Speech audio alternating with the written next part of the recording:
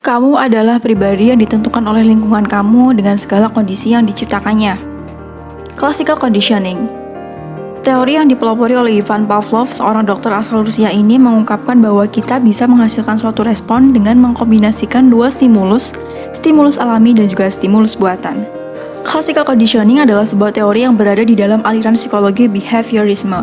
Behaviorisme, seperti yang kita tahu, meyakini bahwa perilaku individu disebabkan oleh pengalaman belajar yang berbeda. John Watson, seorang tokoh dalam aliran behaviorisme, pernah berkata, "Beri saya selusin bayi yang sehat dan beri saya dunia sendiri untuk membesarkan mereka. Dan saya bisa mengambil bayi manapun secara acak dan membentuknya menjadi spesialis apapun yang saya pilih. Dokter, pengacara, artis, kepala pedagang, dan ya bahkan pengemis dan pencuri, terlepas dari apapun bakat, kecenderungan, kemampuan, panggilan, dan ras leluhurnya." Behaviorisme meyakini bahwa kepribadian kita terbentuk karena pengalaman dan juga lingkungan di sekitar kita. Dan pengkondisian klasik dari Pavlov menegaskan keyakinan ini. Pada 1980, Ivan Pavlov meneliti air liur pada anjing sebagai respon saat diberi makan. Dia memasukkan tabung reaksi kecil di pipi masing-masing anjing untuk mengukur air liur saat anjing dikasih makan. Mungkin dengan bubuk yang terbuat dari daging. Awalnya, Pavlov menduga anjing-anjing ini akan mengeluarkan liur sebagai respon dari makanan di depan mereka. Tetapi, dia memperhatikan kalau anjing-anjingnya mulai mengeluarkan liur setiap kali mereka mendengar langkah kaki asistennya membawa makanan. Ketika Pavlov menemukan bahwa benda atau peristiwa apapun yang menurut anjing ada hubungannya dengan makanan, seperti asisten lab, akan memicu respon yang sama. Ia menyadari bahwa ia telah membuat penemuan ilmiah yang sangat penting.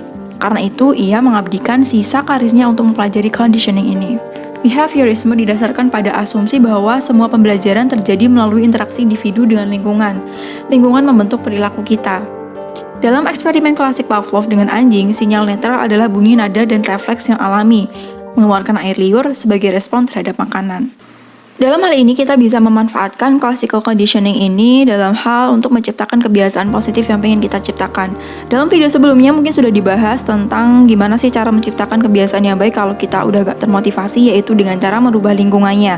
Kita bisa menghubungkan sesuatu yang kurang menyenangkan menurut kita pada awalnya, misalnya aja baca buku.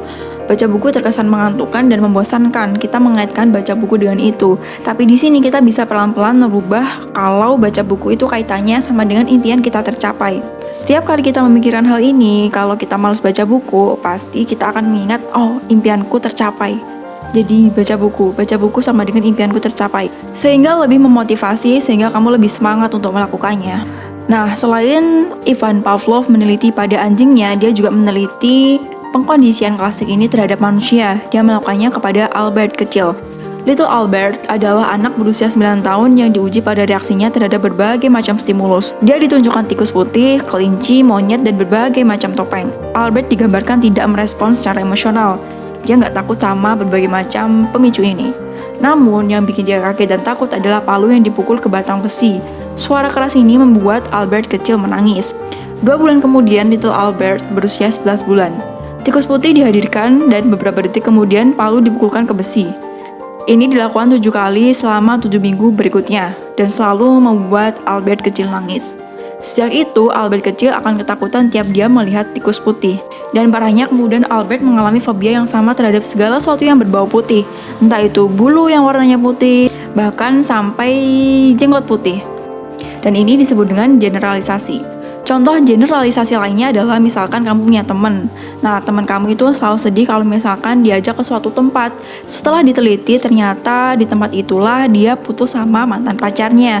Sehingga ketika dia datang ke tempat itu, dia bawaannya pengen nangis aja karena kaitan tempat itu dengan pengalaman buruk yang dia hadapi, yang menurut dia itu sangat menyakitkan. Jadi itu juga disebut dengan generalisasi. Ada beberapa orang yang mungkin kurang setuju dengan classical conditioning karena tidak semua orang tercipta dari lingkungannya dan manusia punya hak pilih perilaku mana yang bisa diambil meskipun dia pada lingkungan yang buruk. Misalnya saja contoh, kalau misalkan classical conditioning ini diterapkan, berarti lingkungan yang buruk, lingkungan yang penuh dengan penjahat akan menciptakan pribadi yang jahat juga. Padahal tidak semuanya seperti itu. Ada orang-orang sukses yang terlahir dari keluarga yang kurang mampu. Ada orang sukses yang luar biasa dan dia berasal dari lingkungan yang buruk. Ada juga yang seperti itu. Maka dari itu, semua teori perlu penyempurnaan, dan dalam hal ini kita ambil sisi positifnya. Kalau misalkan kamu kurang termotivasi untuk melakukan sesuatu, lakukanlah conditioning terhadap diri kamu, yaitu mengaitkan antara sesuatu yang tidak menyenangkan namun beribas positif untuk kehidupan kamu dengan impian kamu atau dengan reward yang kamu dapetin ketika kamu mau melakukannya. Kebiasaan baik itu tanpa resiko, jadi tidak ada salahnya jika dipraktekkan. Susah sih, tapi susah adalah definisi dari sesuatu yang belum pernah dilakukan. Kalau kamu sudah terbiasa, maka kamu bisa saja kecanduan. Dan kecanduan itu bukan cuma kecanduan hal-hal negatif aja, tapi alangkah enaknya kalau kita kecanduan terhadap hal-hal positif sehingga menghasilkan diri kita yang lebih produktif. Oke teman-teman, semoga video ini bermanfaat dan share ke teman-teman kamu biar berkah karena bagi ilmu. Thanks for watching, see you in the next video.